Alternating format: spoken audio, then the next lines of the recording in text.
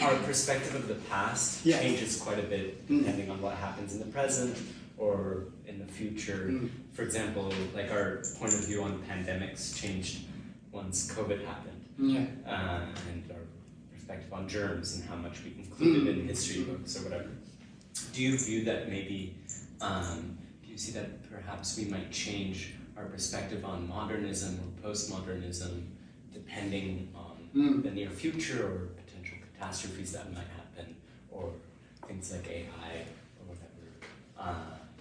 Do you feel like there is some potential change in how we view modernism and postmodernism in the way it influences are now? I do think event, particularly significant event, takes place in our society. After that, there is a great impact and everlasting influence. There is nothing anybody can do about it, and that will happen. For instance, the pandemic. After that, whatever left to us now. In general, I think people tend to wash their hands more often, and people feel a little bit conscious or self-conscious when they go to public, when they look at things. And one thing you might agree that when you go to a restaurant, when you see your chef wear a mask to cook, you feel much better. This kind of thing, in the past, we didn't really think about it. But now we look at it that way. And it used to be when somebody wear masks, and people get really offended before the pandemic or even during the pandemic. But now it's become a thing, like everybody wears a mask. Well, I want to, so what? So these things are very subtle, but very powerful. So if you look at a simple view of life in this way, you know these intellectual systematic thinking theories will change with whatever happens in life. Right now, with the different wars going on in the world and the effects of the wars will also even I would say instill in our philosophical thinking. You can't avoid that. So what that happens as a result is that the idea of modernism, the idea of postmodernism, will keep changing more dramatically or rapidly. Because we already have had some problems. So we could not define what exactly modernism is unless the idea of postmodernism. Now, it becomes more difficult to define. So I guess your question is, we're going to face more problems or more confusions. My answer is yes, we will. And there's nothing we can do. As the society going this way, on one hand, we're way more open than ever. But on the other hand, we're way more closed than the other. It's just a simple physical reaction. You know, you push somebody, that the back force will be on you too. You know, simple as that. Yes, things will be more confused.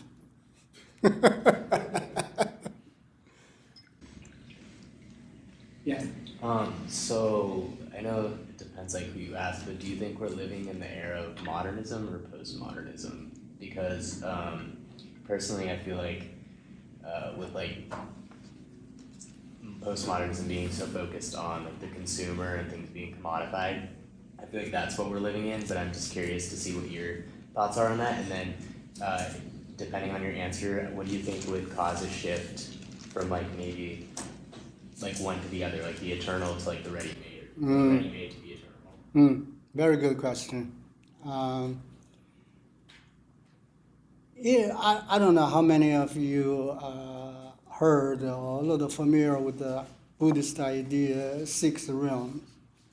So the essential idea is that the entire existence never vanish. There is no beginning, there is no end. We are just on this big ring, each section divided into 6 sections. You can divide 12, it doesn't really matter. So the idea is that it rotates as it's a timeless thing. So that's why the Buddhists claim the idea of enlightenment. So enlightenment is not so much you reach that point, you become so happy and you want all the money you get and whatever, all the power you get. That's really not enlightenment. What enlightenment is that you break away from the reincarnation, the 6th realm, so you don't be rotated anymore. So in the bigger view, or modern view, we're basically in a huge cosmic recycle. That's how our human life is, really. And so you become enlightened, so you're out of the recycle. You're lucky. So because of that, and if whether you believe that or not, you just look at it, oh, that's one way to look at things. If you use that way to look at your question, which time are we in? Well, I could say we are probably in 5, 6 different times, because some people live in the modernism time, some are postmodern, some are beyond, some are all the way back to Middle Ages, you know? I mean, think about some of the extremely religious people. They're living a life not really too different from 200, 300, 500 years ago, you know? Think about that. So if you look at this way, we are in this current reincarnation of 6 realms. It's just everything is next to us. It's just our limited perception that we can't perceive. That's the only difference. So if that's the case, then it is you to decide where you want to go. Actually, that's why I'm saying it's a very good question, because you as an individual, you pick your choice. You make your effort to go the way you want to. And these days, there's no one way as the best way. Whichever the way that works for you, and not just intellectually works for you. You have to always double check. The mind and the body. Well, the yoga people always say that. What really that means is intellectual and practical. And you look at that way, you make sure you kind of do your checkbook right, you know, and make sure you don't bounce your check. So you can have great ideas in your mind. Then you look at your surroundings. Are you paying rent on time? You have enough food to eat? Your health is good or not? And check those simple facts with your intellectual advancement. And then with that kind of comparison, or let's say equalization, then you can decide, okay, I pick the modern way, or I pick the postmodern way. As long as I can make my checkbook balanced, that means I'm doing okay. So I think, well, actually, you know, I've been doing this lecture for 3 years now. Come to Berkeley, almost 3 years. Yeah, and I have not had one student ask this question. I think this is a very good one, because that gives you a view, how do you live your life? You know, really think about it. Nothing is more important than your personal life. If you don't get your personal life together, everything else is in vain, meaningless. So I guess my idea is you decide where you want to go. What do you personally, you're... What's my one? Yeah, feeling more postmodernist, but I'm curious. Okay. I think I have a little bit of everything. But my main thing is between the postmodernism and the modernism. Because obviously I'm not a traditional guy. And I may appear to be. You may sense that in my book, but that's not who really I am. When I say postmodern part, I mean become very critical about things. I'm very critical about things all the time. And I don't easily take some sort of popular thing. I don't buy things easily. I look at things more from the common way. And that's how I look at things. And I don't go too extreme on one side. Because you think about it, there are still good things in modernism. And there are good things in postmodernism too. And if you can figure out which part that works for you, then take some. Look, I always say Americans are the best shoppers in the world. You know, we pick things we want. And we've been doing this for the last 200 years. We can continue this way. And the truth is, we live in a life now, it becomes like that.